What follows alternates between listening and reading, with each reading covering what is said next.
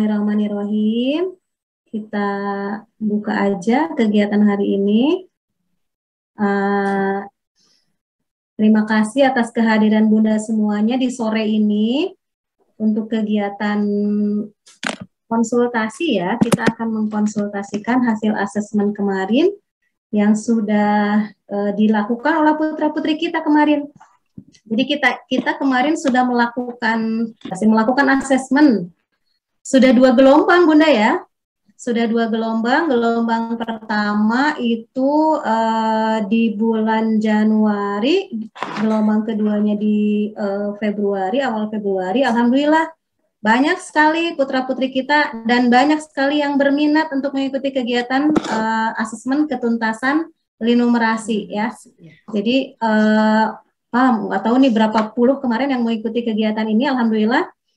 Semoga bermanfaat nih kegiatan dari kita untuk Bunda semuanya, untuk putra-putrinya, gitu ya Kasan ya. Oke, gitu ya Bunda-Bunda semuanya. Jadi hari ini rencananya ya mohon maaf untuk yang gelombang pertama mungkin agak menunggu dulu karena kita menganalisa secara personal satu persatu itu betul-betul satu persatu yang kita analisa. Jadi di antara sekian banyak siswa yang mengikuti kegiatan ini dari gelombang 1 kemudian susulan gelombang 2, insya Allah ke depannya kita akan ada lagi nanti gelombang 3-nya Bunda. Jadi jika adik-adiknya misalnya kemarin ketinggalan atau kelupaan, mau ikut nanti kita kegiatan asesmen di gelombang ketiganya, insya Allah nanti akan kita buka kembali. Jadi mohon maaf karena betul-betul satu persatu yang kita periksa sehingga butuh waktu yang lumayan gitu untuk proses analisanya. Gitu Bunda semuanya. Jadi terima kasih nih atas waktunya hari ini sudah bergabung dengan kita di kegiatan konsultasi. Terima kasih, ini luar biasa partisipasi dan semangat Ananda ya dan ibu-ibu di sini untuk mengikuti analisis asesmen linumerasi ini ya, Kak Ella ya. Alhamdulillah di sini juga telah hadir ada Bu Yuke ya sebagai penggagas dari kegiatan kegiatan linumerasi ini ya. Ya, alhamdulillah luar biasa ya kita ada kurang hampir 100 orang ya Kak Ella ya ada mengolah ya luar biasa bahkan kita sempat menolak karena kepenuhan. Oh gitu. Gelombang 1 itu membludak banget Kak, makanya kita pending deh nanti untuk gelombang berikutnya karena gelombang 1 sudah kuotanya sudah tidak memadai lagi, jadi kita buka gelombang 2 akhirnya. Alhamdulillah gelombang 2 juga banyak dan masih banyak yang berminat sepertinya, jadi kita insya Allah akan buka lagi gelombang 3 Bunda, insya Allah nanti mungkin kita akan informasikan lagi pembukaan gelombang 3-nya. Gitu. Alhamdulillah nih Bunda-Bunda semuanya sudah mengikuti kegiatan ini.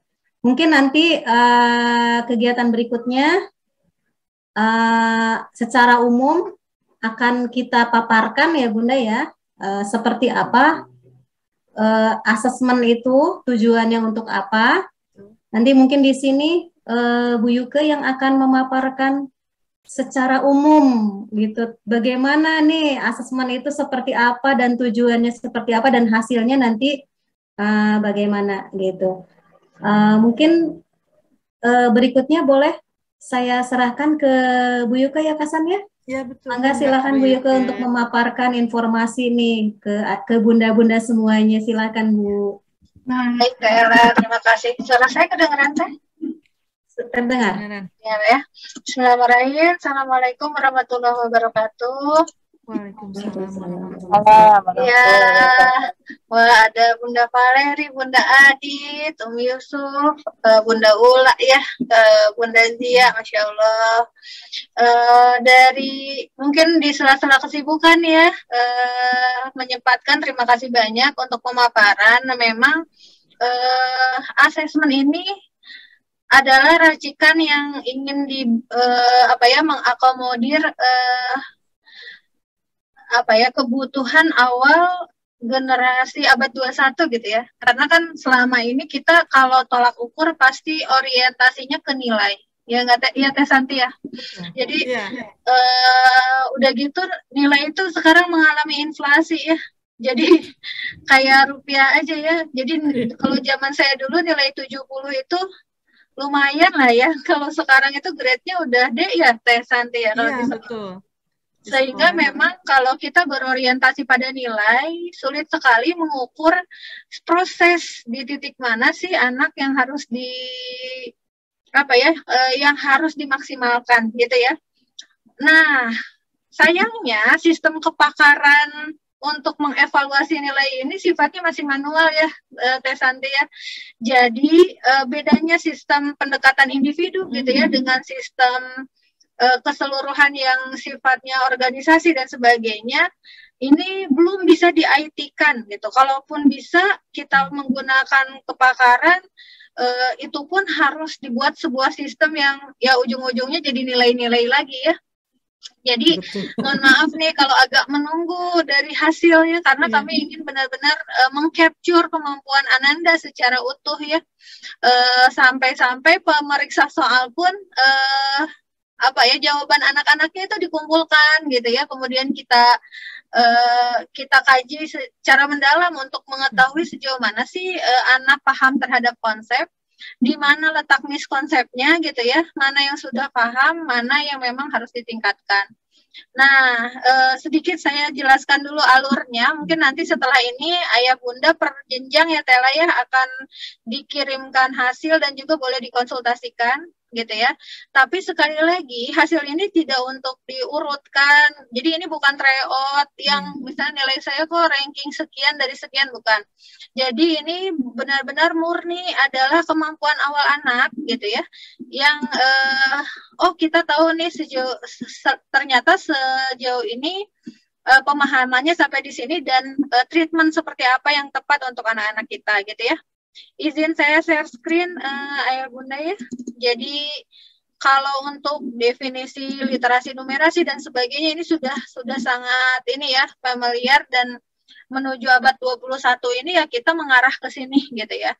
Mengarah ke pembelajaran yang lebih bermakna. Tapi sebetulnya gitu yang ingin kami sampaikan di sini adalah muatannya adalah muatan proses. Jadi Ayah Bunda ya,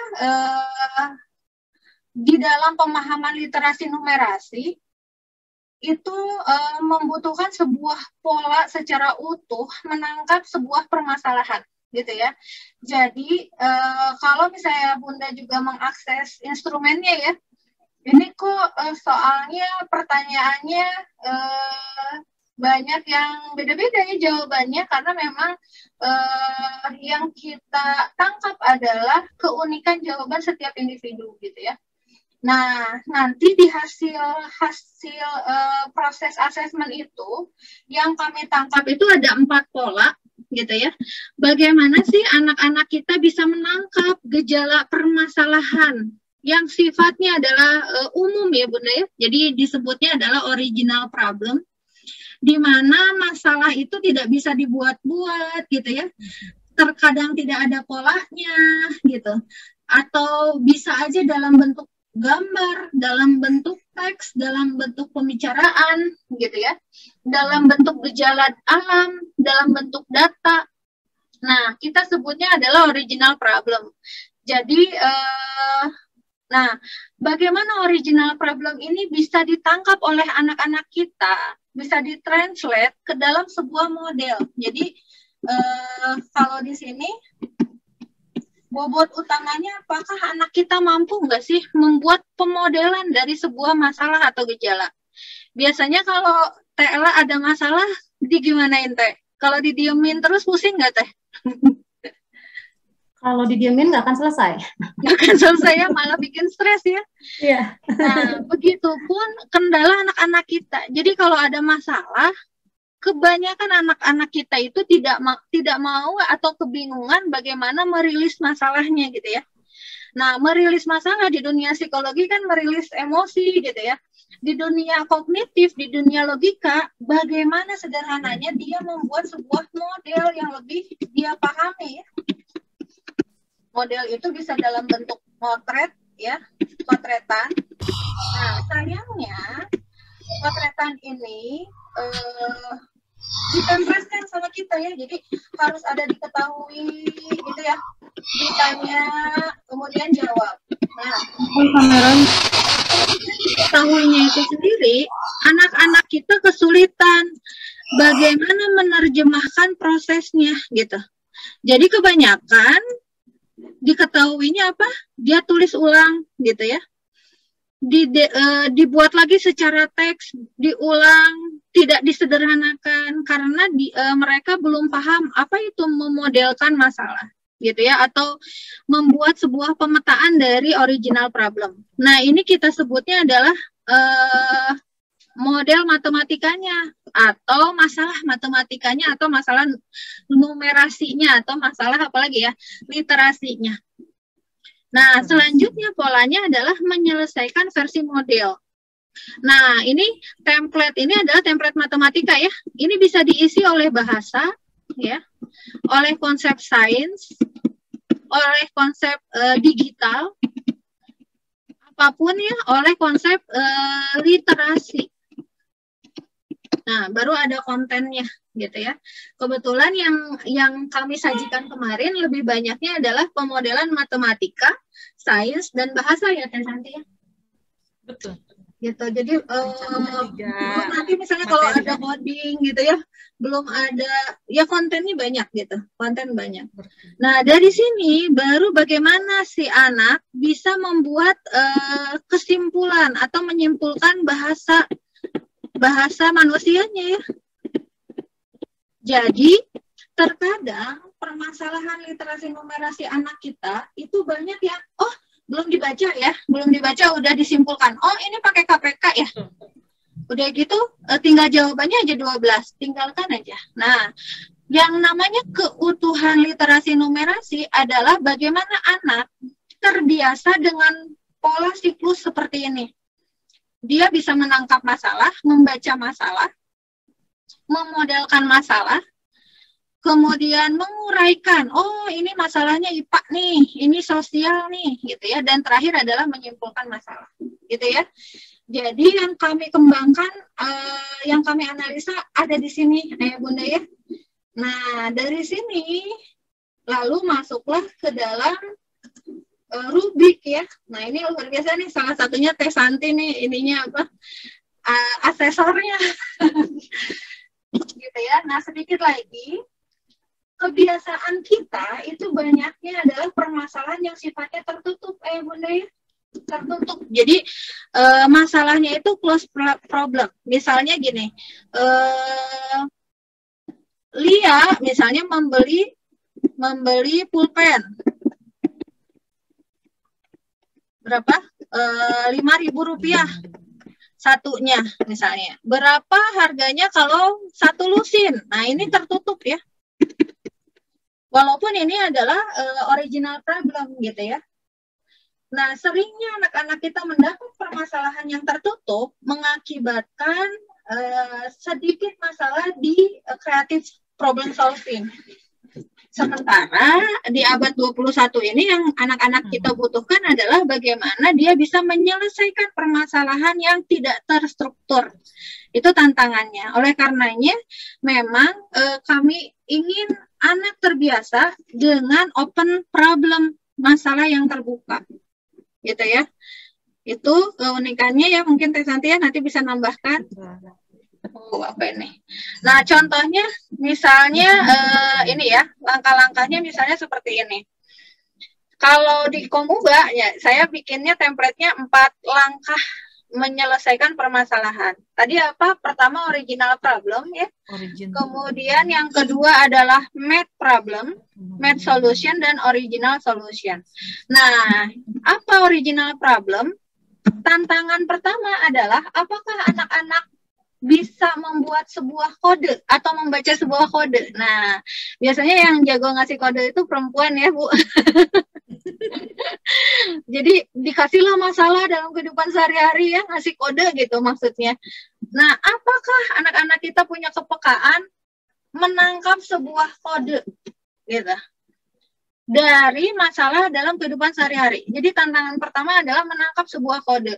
Menangkap sebuah kode itu apa? Fokuslah pada teks atau pada tanda-tanda yang penting. Nanti sedikit ada simulasinya ya.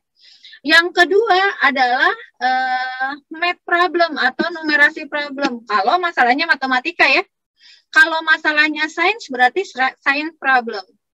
Apa itu tantangan yang kedua? Memodelkan ke dalam gambar atau bagan. Nah, ini tantangan kedua. Kenapa? Karena banyak sekali. Jadi gini, di kita itu pendidikan banyaknya kerjain soal. Jawabannya apa gitu. Jadi tidak semua masalah ada jawabannya, betul nggak ya? Tapi semua masalah itu bisa dimodelkan.